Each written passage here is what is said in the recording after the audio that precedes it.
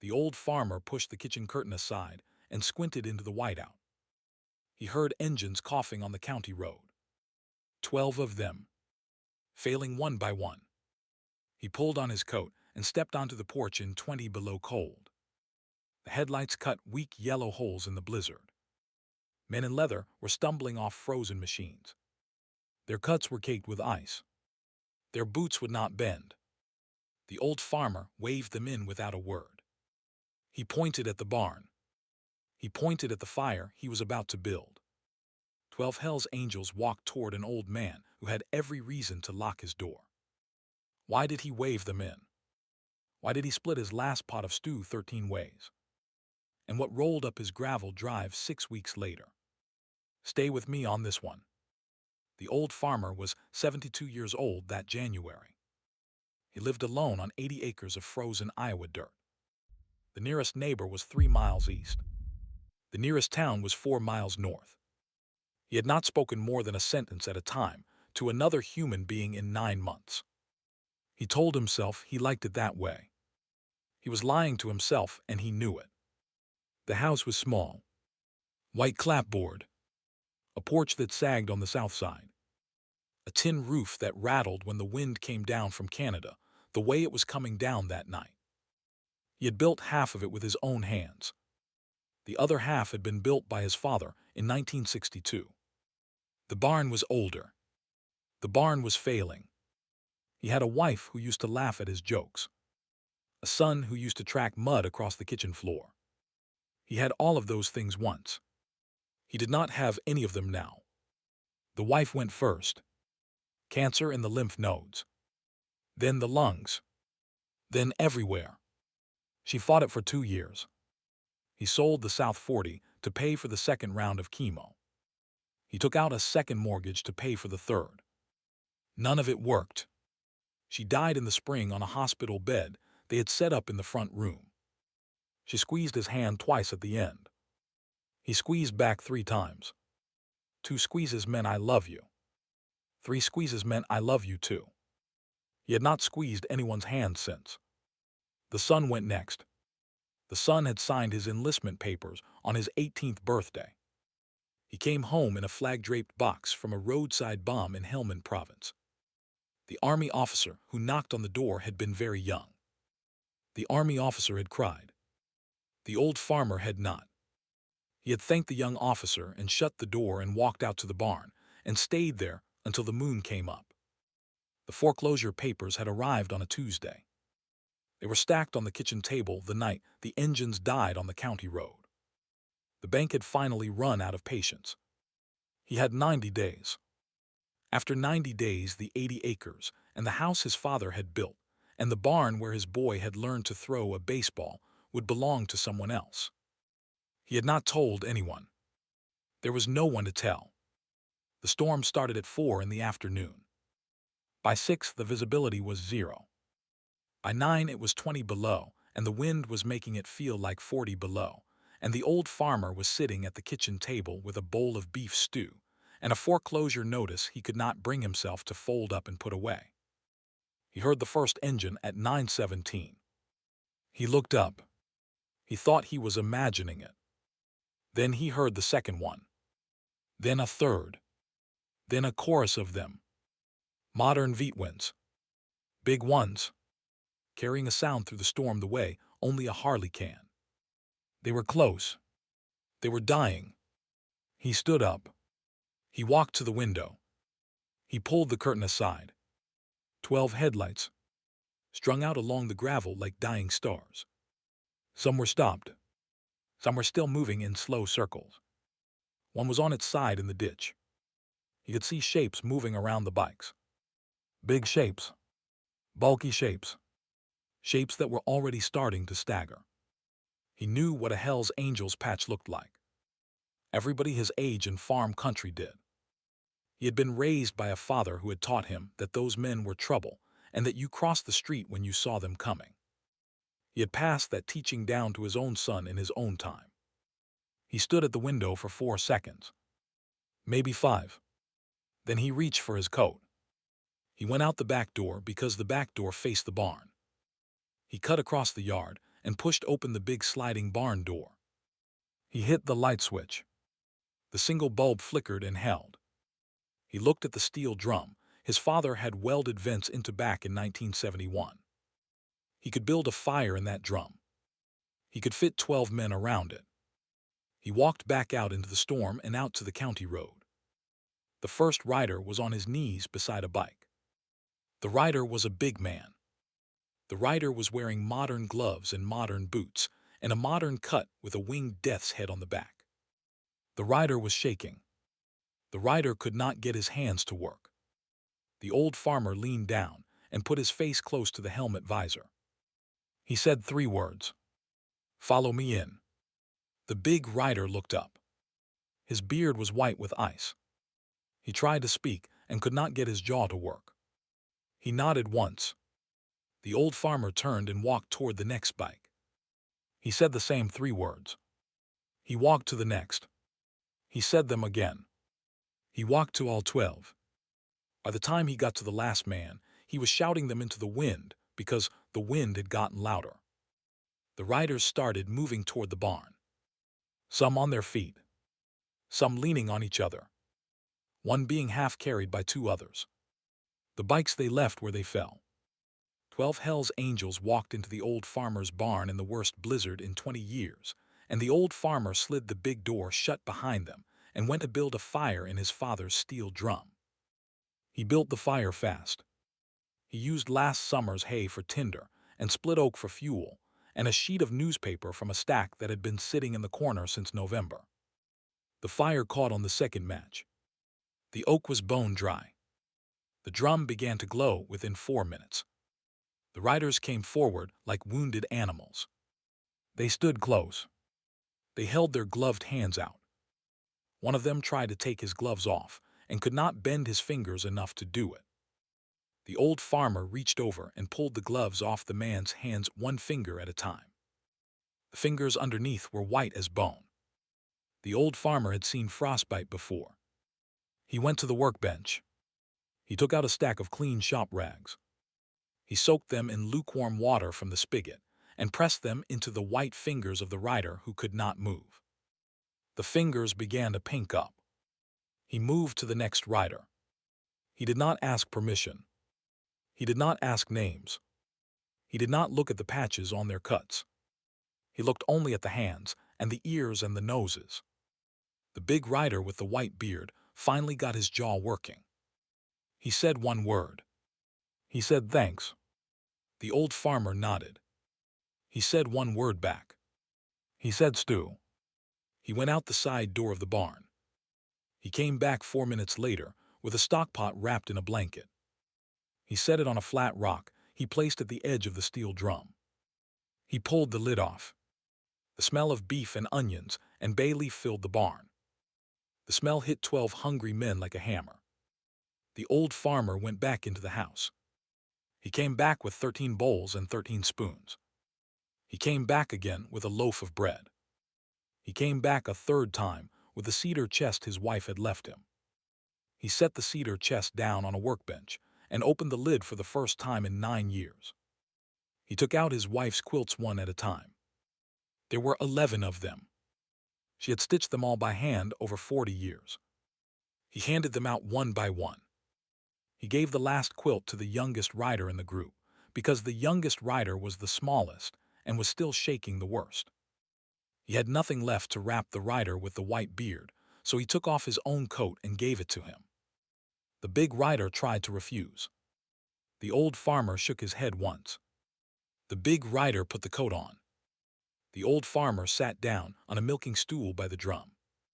He ladled stew into every bowl until the pot was empty. There was exactly enough for 13. There was not a spoonful left. Now here's the thing. He did not eat his own portion. He waited until every other man had taken a spoonful. Then he set his bowl on the floor beside him and watched the fire. The big rider noticed. The big rider noticed everything. The big rider did not say anything about it. The big rider only ate slowly and watched the old man back. Outside, the storm got worse. Inside, the barn was warm. Inside the barn was 12 grown men wrapped in a dead woman's quilts, eating a dead woman's stew recipe by the light of a fire built in a dead man's drum, and an old farmer who would not look anyone in the eye for too long. The big rider spoke first. The big rider asked the old farmer his name. The old farmer said his name was Earl. The big rider said his road name was Ranger. The rest were his crew. They had been riding back from a funeral run in Minnesota when the storm caught them. The closest one to dying was a kid named Jasper, who was 23 years old and had a baby daughter in Cedar Rapids. The kid had been on the ground when Earl found him. Earl listened. Earl did not say anything for a while. Then Earl said one sentence. Earl said he was glad he heard the engines. The big rider with the white beard looked at the old farmer for a long time after that. The big rider noticed the way the old man's eyes kept drifting to the back wall of the barn. The big rider noticed that on the back wall of the barn there was a single old baseball mitt hanging from a nail. A child's mitt. The leather was dark with age. The mitt had been hanging there a long time.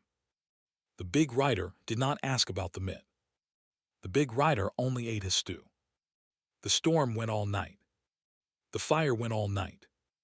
Earl fed the drum every 40 minutes. The riders slept in shifts on the dirt floor, wrapped in the quilts. One of them muttered names in his sleep. The youngest one slept curled up so tight he looked like a child. Earl did not sleep.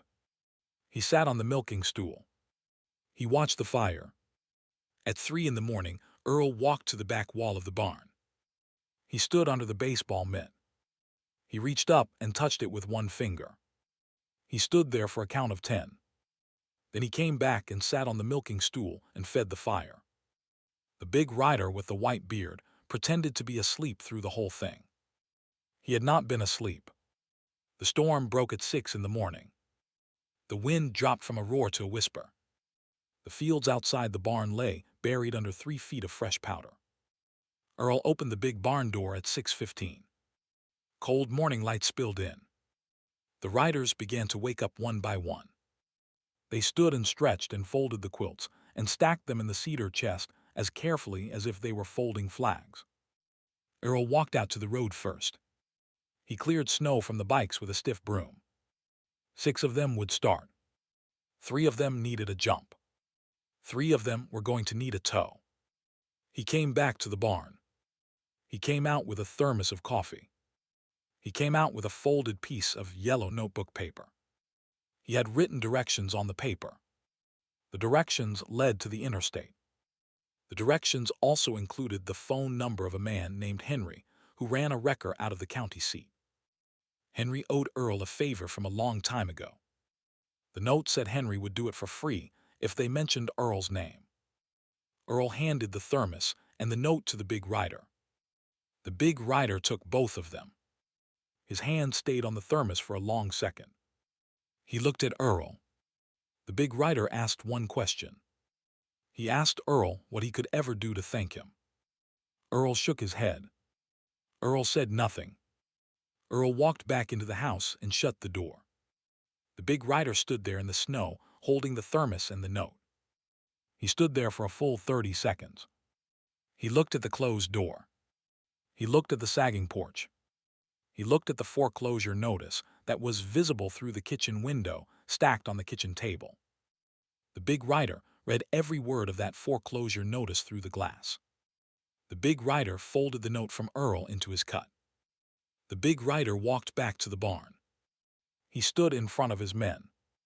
He said 2 sentences nobody outside that barn ever heard. Then the 12 of them went to work on what they could. They got 9 bikes running. They walked the other 3 down to the end of the gravel drive. They waited for Henry's wrecker. They did not knock on Earl's door again. They wanted to let him think he had given them a quiet morning. They left a folded $20 bill under a coffee can in the barn, where Earl would find it later and refuse to spend it. By 10 in the morning they were gone.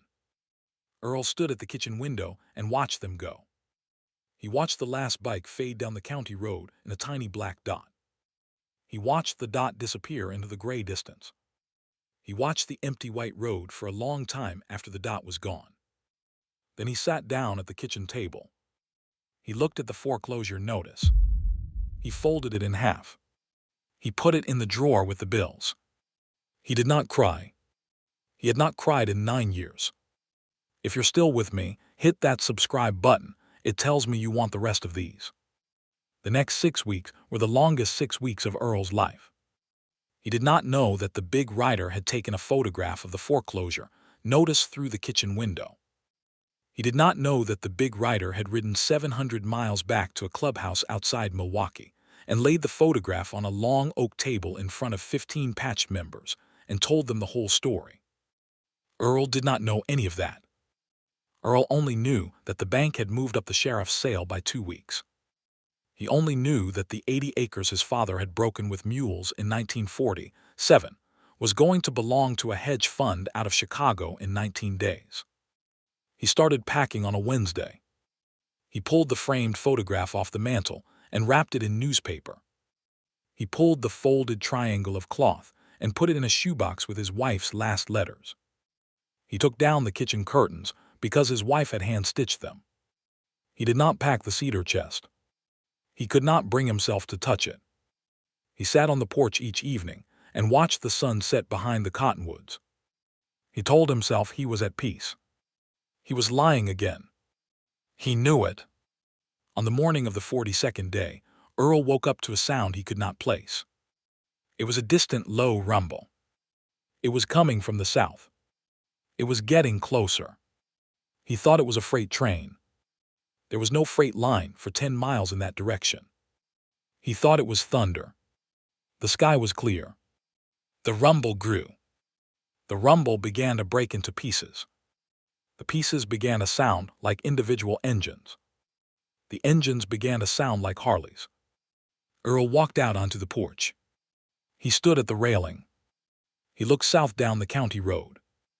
There was a black river coming up the gravel. Bikes, hundreds of them, riding in tight formation 2 abreast. The lead pair was a quarter mile out. The tail of the column was lost over the horizon. Sunlight bounced off chrome and off goggles and off polished leather. The sound rolled across the fields like a slow ocean. Earl gripped the porch railing with both hands. The lead pair turned into his gravel drive. They did not slow down. The pair behind them turned. The pair behind them turned. Earl stood and counted the way an old man counts when he is not sure he is dreaming. By the time the last bike turned in, there were 500 of them in his yard and along his drive and lined up along the county road both directions for half a mile. 500 Hells Angels on 500 Harleys parked in formation on the 80 acres of an old farmer who had once handed a thermos and a note to a stranger and walked back into his house and shut the door. The engines shut down one by one. The silence afterward was the loudest silence Earl had ever heard. The big rider with the white beard stepped off the lead bike. He walked up the gravel toward the porch. He pulled off his gloves. He pulled off his helmet. He had brought a leather saddlebag with him. He climbed the porch steps. He stopped 2 feet from Earl. The big rider looked at the old farmer for a long time. The big rider then opened the saddlebag and took out a long white envelope. The big rider held the envelope out. Earl did not take it. The big rider explained the envelope. The chapter had voted. They had passed the hat. The chapters in 9 surrounding states had also passed the hat. A check for the full balance of the mortgage, plus the legal fees, plus enough left over to cover the property taxes for the next 3 years, had been cut by the club's lawyer that morning. All Earl had to do was sign one piece of paper, and the bank would never bother him again. Earl could not speak. The big rider laid the envelope on the porch railing. The big rider then turned and waved one hand toward the barn. Behind the bikes, a flatbed truck pulled up the drive. Then a second flatbed. Then a third. Then a fourth. The flatbeds were stacked with lumber. Fresh-cut oak beams. Cedar siding. Sheets of new tin for the roof. Bags of nails. Boxes of brackets. Saws. Generators. A team of riders was already swinging down off their bikes and walking toward the barn carrying tool belts. The big rider explained the second thing. The chapter had also voted on something else. They had asked among themselves what they could build that would matter. They had decided that the old barn was going to come down board by board, and a new one was going to go up in its place. The new barn was going to be a Brotherhood meeting house. The Brotherhood meeting house was going to bear a name. The big rider said the name was going to be Daniel's Hall. Earl gripped the porch railing so hard his knuckles went white. The big rider had read the framed photograph on the mantel through the kitchen window 6 weeks ago. He had read the dress blues. He had read the folded triangle of cloth. He had ridden home and made phone calls. He had found out that Sergeant Daniel Mackey of the United States Army had died in Helmand Province on a Tuesday in October. He had been 26 years old. He had a bronze star with a V device and a Purple Heart. He had been the only child of an Iowa farmer and a woman who had stitched 11 quilts by hand. The big rider had brought all of that information back to the chapter. The chapter had voted unanimously. The big rider explained that more than 30 of the riders parked on the drive that morning were combat veterans themselves. They had all served. Some of them had served in the same valley where Sergeant Daniel Mackey had served. They wanted to build a place where men like that could come and sit and not have to explain themselves to anyone. Earl was shaking. The big rider stepped to the edge of the porch and lifted one hand in the air. From the road came the sound of a single horn. A long, low note. The note was answered by another. And another. The horns rolled down the line of bikes one by one until 500 horns had sounded. The big rider turned back to Earl. The big rider said one more sentence. The big rider said the county courthouse was expecting them at noon. The mayor had a citizen's medal in a velvet box on his desk. The mayor had been told who Earl was and what Earl had done. The medal was waiting. 500 Hell's Angels were going to ride escort for an old Iowa farmer all the way into town and stand at attention on the courthouse steps while a medal was pinned to his chest. The big rider said one last thing. The big rider said Daniel would have been proud. That was when Earl broke. Not loudly. Not with sound. Not with shaking shoulders. Earl just let his head come down. He let his chin touch his chest. He let the first tear in 9 years roll off the end of his nose and land on the porch boards his father had laid in 1962. Then a second tear. Then a third. The big rider with the white beard stepped forward and put one hand on Earl's shoulder. The big rider kept it there. Earl wept. He wept for the wife who had died in the front room. He wept for the son who had died in a valley 8,000 miles from home. He wept for the 9 years he had spent walking from the kitchen to the porch, to the barn to the kitchen, with nobody to tell about any of it. He wept for the foreclosure notice in the drawer. He wept for the cedar chest he could not bring himself to open. He wept for the quilts he had handed to strangers on a frozen night. He wept for a long time. The 500 men in the yard stood still and waited. They did not look away. They did not look at the ground. They looked at the old man on the porch, the way men of a certain kind look at one of their own. When Earl finally raised his head, the big rider with the white beard handed him a handkerchief. The big rider helped him down the porch steps. The big rider walked him out to a sidecar that had been parked at the front of the column. Earl had never been on a motorcycle in his life. He climbed into the sidecar. He sat down. He gripped the edge of the door with both hands. The big rider mounted the bike that pulled the sidecar. He kicked the engine over. 500 engines fired up behind them in a rolling wave. The column moved out down Earl's gravel drive and turned south on the county road and rolled toward town in a black ribbon 2 abreast. The sound carried for miles. Farmers came to their porches all along the route. Wives stood in driveways. Children climbed onto fence rails. None of them had ever seen anything like it. At the county courthouse, a crowd had gathered. The mayor stood on the steps in a wool coat. The local sheriff stood beside him with his hat in his hand. A reporter from the county newspaper stood at the curb with a camera. The column rolled in. 500 riders dismounted and stood in 2 long lines on either side of the courthouse walk. The big rider helped Earl out of the sidecar and walked him up the courthouse steps between the 2 lines of riders. The mayor opened the velvet box. The metal inside caught the sunlight. The mayor pinned it to the chest of the old farmer's coat with hands that were not quite steady. The mayor said something about courage.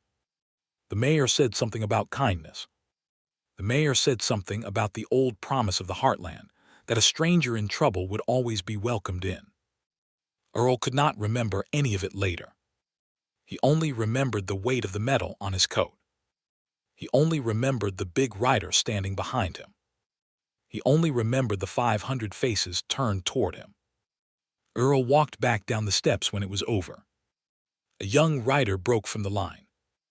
The young rider was the one Earl had pulled from the snow first that January night. The young rider was the kid named Jasper with the baby daughter in Cedar Rapids. The young rider stepped in front of Earl and held out his hand. Earl took it.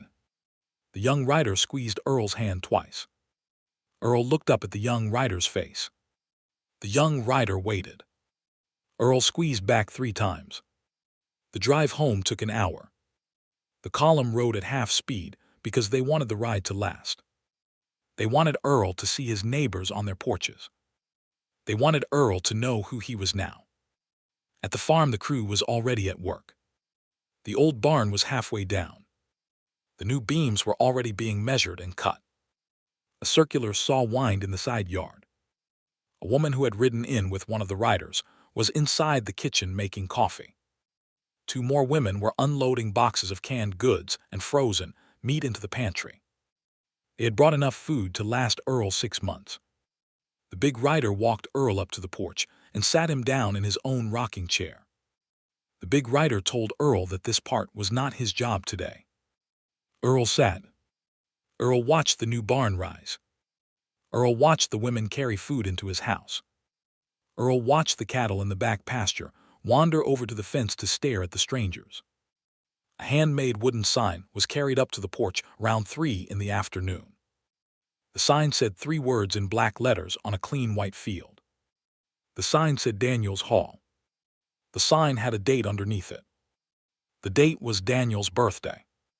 Earl ran his hand across the letters. He nodded once. He could not say anything. He did not need to. The barn took 6 weeks to finish.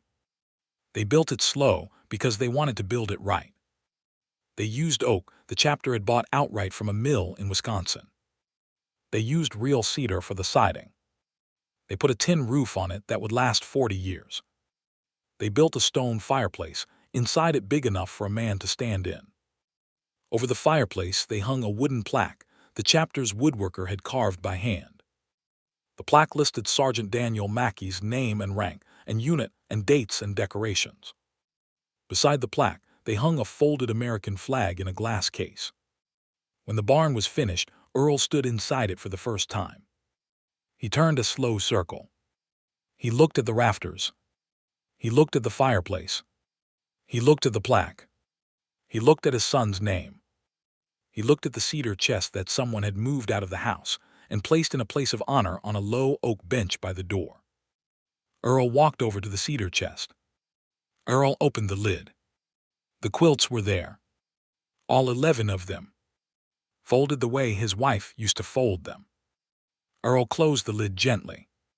He sat down on the bench. The big rider with the white beard sat down beside him.